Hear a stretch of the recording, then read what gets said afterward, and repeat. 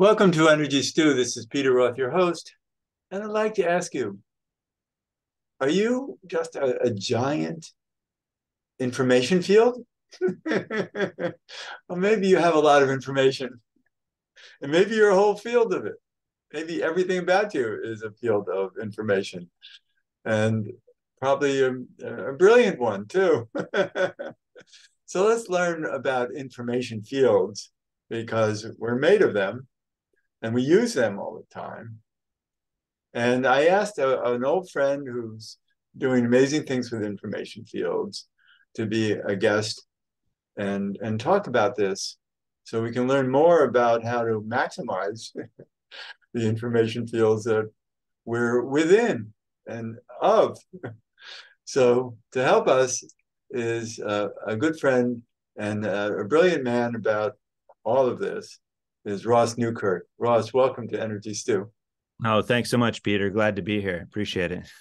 Well, it's wonderful to talk with you because this is what your life is about. You grew up with a father who was a great scientist, and I worked with him for many years. For I don't know, many years ago, but for a number of years, and he was brilliant, and you were following in his footsteps, and and so he's passed on at our great loss, and I'm happy to see how you have pursued the like, let's call it a task of discovering more and more and more about information fields. So Yeah. how do you feel about this journey you're on? Well, thanks. Yeah, no, it's there's so many different opportunities, that start to unveil themselves as you start to go down this path and you realize, even though things seem very complex, there's some fundamentals that are very simplistic, and you realize how people ask like, well, what is an information field? And very simplified, down, an information field is a thought field, and your thoughts are creating your reality, which we've heard from many people, but your thoughts are actually creating a field, an auric field that one gives off. And as we start to realize that, our thoughts are creating our reality, we start to really be careful of what we're thinking of, what we're focused on, and how easy it is to change the reality and get out of a situation that we don't want to be in. But is it just our mind? And when you say a thought field, are we subject to the limitations of our minds, or are there higher knowings and higher consciousness that are also at play at creating the reality around us? Yeah, there's um uh just what you said, there's things that manifest in physical form, different geometries, give off information fields. And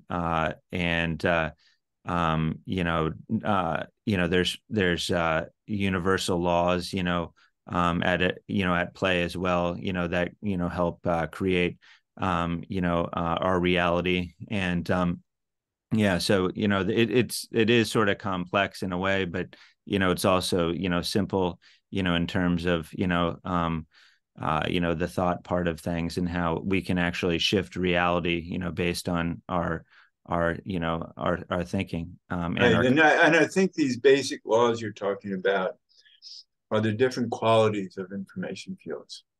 Yeah, And there are lower qualities that are laws of limitation that we're trying to uh, override through coherency. And I think a lot of your work is to raise coherency and to create information fields that allow us to live more in harmony.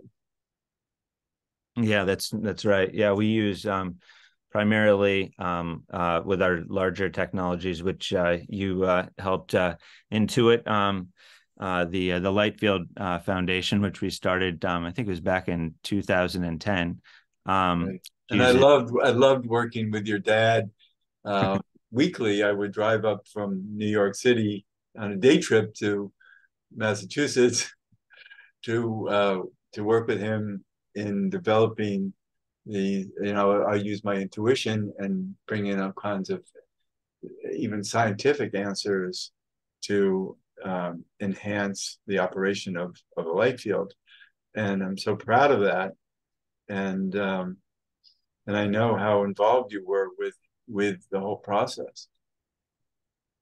Yeah, we used primarily light, the sacred nested geometries, and music to create a very coherent, harmonious information field. And when someone is in that field, they start to form a bridge between their waking consciousness and their omniscient self, and start to reconnect to higher levels of awareness and consciousness. And as we do that, we start to open up this toolbox of other abilities that we can start to express. People start to have intuitive abilities that they never thought they had, before. They're able to tune into things. Sometimes they're able to, see and get visions of different things. My wife, she became very intuitive by going through this technology as well, and it really helped assist her. She's clairaudient and clairvoyant as a result of being able to raise her consciousness. And so that's really what it's about, is all the technologies that we have worked on focus really on raising coherence and raising our frequency and vibration. Because when we do that, there's many more possibilities, that present themselves for, healing and awakening, for sure. Yeah, it's exciting when you understand the nature of creating coherence and harmony. When you talked about that the light field uses music, I'm remembering how important it was to create music at 532 hertz rather than, I 32, mean, yeah. 432 rather than 440. And so the music is actually a harmonious music. And unfortunately, in the world, most music is at 440, which is disharmonious. Yeah, yeah, that's right. Just that slight shift. And if you go on YouTube, there's people that will show you the shift. And just if you really tune in vibrationally, you can feel a difference. So unfortunately, most of what we hear on the radio is 440 hertz, but more and more musicians actually are starting to tune to 432. Well, starting to, because most instruments, even live instruments, are tuned to 440 Yeah. just to get along with everybody else.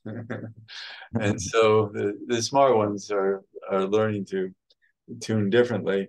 And it's fascinating how that's how consciousness is growing on our planet. And a lot of it has to do with, for instance, you're building a lot of machines that are available for the public that get dispersed out there. And when you're around these machines, they're actually contagious and affect a lot of people.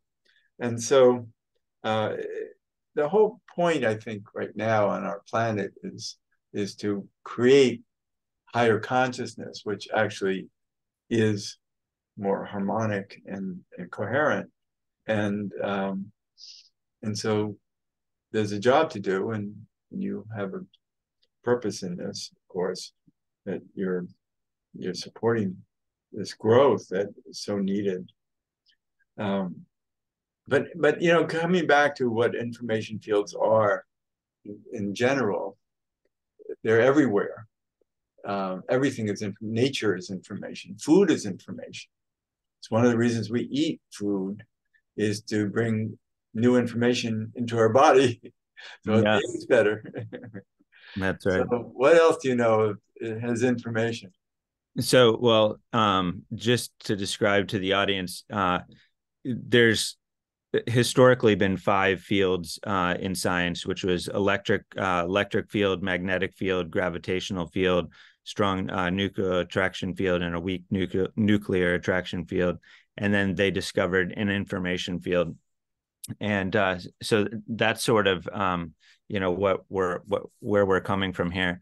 But yeah, so basically a information field, is something that is all around us. Everything, trees give off an information field, a very coherent and harmonious one. That's why when we go into the forest and we sit down, we don't have our cell phone there, and we're just sit down and connect, feet on the ground, connecting to the Earth's information field too, and just quiet our mind. You feel so good. It's a way to, de-stress and recover. And forests thrive on their own information. Yeah, that's right. Trees are information themselves, and that's why they emit information, and all vegetation, provides. That's why I said food is information, and so it's almost like what isn't, but so it's our job to pick and choose the right information. That's why nutrition is important. Yeah, I think that's where, coherence comes into play, looking at the information around you and seeing, which would you really consider coherent information and which is not so coherent. Right. You want to take to your body, take into your mind, your thoughts, what do you want to watch on TV? What do you want to, fill your space with? It comes down to coherence. And so, I think, with information fields, to like attracts like, and darkness attracts darkness, light attracts light, thought attracts, the experiences that we're thinking. That's why if you're sitting in traffic and all of a sudden your mind starts to go negative, someone's honking at you, or if you're thinking more positive thoughts, you look out and there's a little kid waving at you through a window. I love that. It's like, what are we throwing out vibrationally? And a lot of times we're unconsciously thinking and unconsciously throwing out frequencies and vibrations that we might not even necessarily prefer. So we have to really, start to create the world that we want to live in, and it starts in, what we're all subscribing to, what we're all supporting, and so forth. So really looking at our lives and saying like, well, what do I really want to support, in the world, and that will end up getting reflected back to us. And yet the level of your own consciousness, as coherent as it can be, is what will attract what you would prefer. And so the idea is to use harmonic circumstances, coherence, like nature, for instance, or a lot of the machinery you work with, to enhance coherence and harmony, brings us to that state where we know better. Yeah. And innately we know better. So we don't attract negativity, but we also don't seek it. And yet when people are incoherent, like attracts like. Yeah. It's as I know in my own case, and in anyone's case that starts to focus on raising their vibration, you start to see that new tools start to present themselves to you that you otherwise didn't think would be available. For example, like intuitive abilities, self-healing capabilities, perceptive capabilities. All that is possible, and it's all actually within us if we can remember and reconnect the levels of awareness and consciousness within us. And we do that by raising our frequency, raising our coherence. So, one way people can start is looking at areas in their lives, if they're going over, hanging out with friends that they, always feel bad after they leave, the gathering or whatnot, or relatives or whatever. Like, do you need to put yourself through that? Is that actually, what you want to do? And if it isn't, then go out and find, people that you really resonate with. And I know that, the Lightfield Foundation, the nonprofit in Western Massachusetts that Peter was a part of, there's I think monthly potlucks that they do, and people go and they talk to each other and they raise their vibration. It's a small gathering, and there's gatherings like that all over the world. And this is a time where it's really helpful to connect to like-minded people, because we're all here to help each other, and we can offer each other support, different perspectives, different points of views. And if we enter in with a childlike mind, there's infinite potential and infinite possibility, that's available to each one of us. And it's literally, going back to that childlike mind. When we go into the, I know this is how it is, I know everything, approach, you're just really blocking, yourself. But if you go in with more of a open mind, like, of infinite possibility, that's how the universe works, is infinite possibility. And when we try to outline, how things should unveil itself in our lives, we're really just limiting it, because the universe has infinite ways of expressing itself. And so it is sort of, getting our hands a little off the driver's wheel, and not in like a Pollyanna, approach, where we just sit back in the lazy boy. This is a action-filled universe where you have to take action. But your action should be representative of the coherence that you seek in your life. Right. And so there's a lot of mindfulness involved in this, in watching how we are behaving, how much of our ego, survival ego and competitive ego is operating in ways that aren't serving us as well. And so, I'd like to think of the Energy Stew audience as quite astute and quite high consciousness.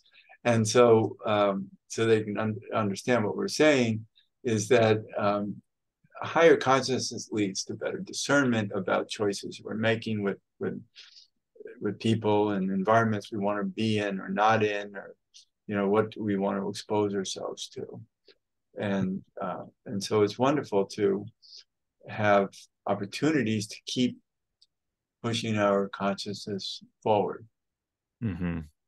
That's right. Yeah. And this is a time too where it's actually becoming easier and easier on the planet to manifest and to raise your vibration, because more and more people are actively seeking that and doing that. And so it's creating a harmonic on the planet that is vibrationally stronger than in the past. And it's expressing itself more and more. So our fellow man is helping us. And just as you raise your consciousness, even if it's, in your own bedroom at night, you're actually making an impact, on the global, planet. And the global frequency, which has to rise, on a scale of 1 to 1,000 on the Hawkins scale of consciousness. A company I'm friendly with, Focus Life Force Energy out west, have discerned that the humanity on this planet is operating at 190 out of 1,000, which is very low. And most good people are in the 400 range, and people who are striving for a higher consciousness, can become or develop a 500 and more consciousness level, and that's wonderful. I mean, and a lot of children being born nowadays are in the 500 range of consciousness. And so it's good to have a scale and to be able to test for it and see. I do that all the time now with my dowsing equipment.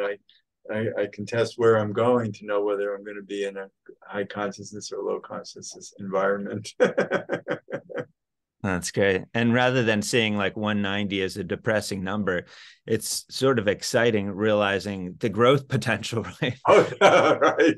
Either be depressed by that number or be like, wow, there's infinite possibility. I love that. And so, I love the fact that your life purpose is to raise consciousness and create coherence and discernment. And it's fun because you have this scientific background to develop machinery that creates that. You work with Vogel crystals, and can you say something about Vogel crystals? Sure, yeah. So Vogel crystals are a type of cut for a quartz, natural quartz crystal.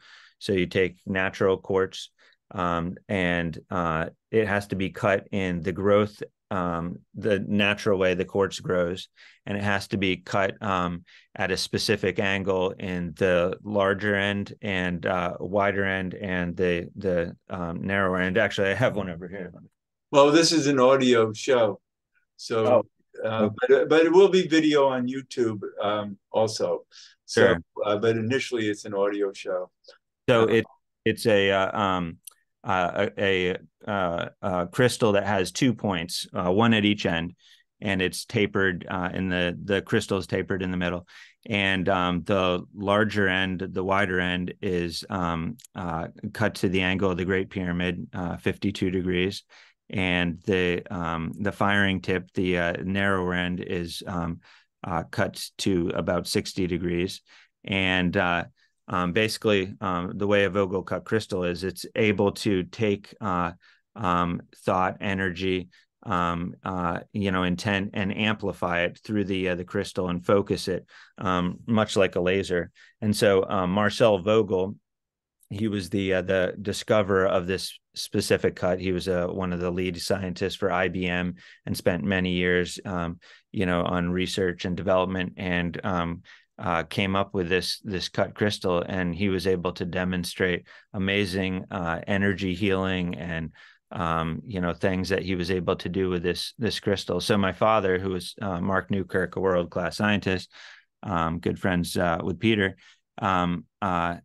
he started researching and found out about Marcel Vogel's crystals. And anyways, after lots of research and so forth, it came through that we were supposed to use them in our technologies as amplifiers. And so a number of our technologies actually have Vogel crystals within them. And but in order to get a Vogel cut crystal, there were only a couple cutters in the whole world that could cut a crystal to the degree of accuracy that were needed with the proper growth angles and intent and so forth in the cutting process. So and the wait was like 10 months. And so we couldn't use, wait 10 months to get 2 crystals for technology. So we ended up, through synchronicity, coming across someone else, which we don't share any information about him, because we use his in our technology, and he can only produce so many. But we, as a result, he's able to cut more than what we need. And so we started vogelcutcrystals.com, where we offer our crystals with no weight, to people as well. But yeah, they're amazing amplifiers of intent and information. They have to be natural, quartz. They're quite clear. Some of them are entirely clear visibly, and others have, some small like wisp or inclusion in them. That doesn't affect their energy flow at all. But yeah, they're amazing pieces of technology, and all the people that thought they were woo woo, were actually correct in that they do they do serve a purpose, and they are amazing tools that we can use. And now science is catching up with that. Of course, science always comes after that, but yeah, it's amazing. And we use crystals all the time in our everyday life. They're used in charcoal grill lighters. The little red button you press on your charcoal grill, there's a crystal in there. TVs, radios, and so forth, they have crystals in them. So sure, yeah. it's a big thing. So we're near the end of the show, and I want people to know how to catch up with you and find out what you're offering. Oh, sure. Yeah. Thank you. We have a number of websites. As I mentioned, lightfieldfoundation.com, which is located in the Berkshires, where it's a nonprofit, and we have our technology there that you can sign up for sessions and go there in person and do, or we do offer remote. The technologies that I create, like the core harmonizer, which creates great coherence in your space. You can go to conscious technologies LLC.com, conscious technologies LLC.com. We have our crystal site, vogelcutcrystals.com, and then the awakenwholenesscenter.com is a big holistic center that we're working on that should be completed and open in the spring in Rhode Island here. And so it's going to be a nice big facility with all of our technologies and saunas and yogas and meditation areas and rock and crystal store and all that. But it's the primary focus is actually to raise consciousness. So we'll have classes, and we're going to have different one-on-one sessions and so forth. So it's a great it'll be a great asset for the world. And for listeners in New York, they can go to Holos, New York, HOLOS, and a lot of your technology is there. I've been there, and it's great to be in that environment of so much consciousness enhancing machinery. Yeah, they have a quantum flow unit, a core harmonizer, and one of our coherent meditation mats there. And yeah, definitely. So good, people not everybody can travel to Rhode Island, so Yeah. New York City has a place to go. So Ross Newkirk, I mean, it's so much fun because I knew you in your younger years when it was it was a family. You were living with family and your sister and your parents and your niece, and it was I loved it. I loved the community that we had, and we really it was so important in those days in my life to be part of the Lightfield family. And Great. and now to see that you're really taking it, to a very exciting new, and number of endeavors that are certainly making your father very proud, and your mom too. Thank you. Yeah. And so I miss that. I miss the old days, and they were very important to me.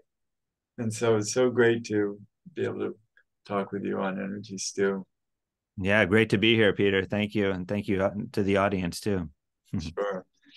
And this is Peter Roth, your host of Energy Stew at prn.live. I can be reached at Peter at Heart River, HEART river.org.